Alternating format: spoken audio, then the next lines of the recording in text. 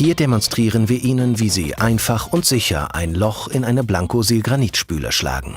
Am Beispiel der Blanco Cenar XL6S. Bitte beachten Sie, dass das Loch von oben eingeschlagen wird und nicht von unten.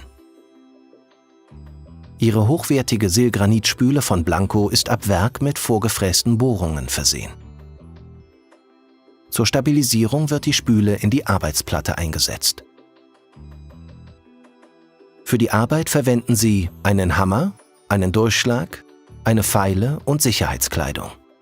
Als Schutz vor möglichen Splittern empfehlen wir das Tragen einer Schutzbrille. Wählen Sie aus den vorgefrästen Bohrungen Ihrer Spüle die richtige Stelle aus. Platzieren Sie den Durchschlag auf der Mitte der gewählten Lochmarkierung. Schlagen Sie nun mit dem Hammer auf den Durchschlag, ohne Kraftaufwand, da die Vorfräsung das Durchschlagen erleichtert. Jetzt vorsichtig die weiteren Silgranitstücke aus der Lochmarkierung herausschlagen, bis das Loch vergrößert ist. Anschließend das Loch mit der Feile auf die passgenaue Größe bringen.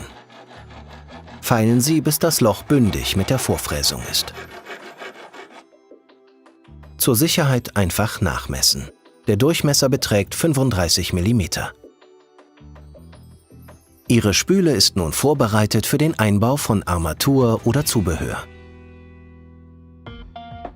Wir unterstützen unsere Kunden und Partner in Servicefragen und durch Fachinformation. Besuchen Sie unsere Website für weitere Informationen.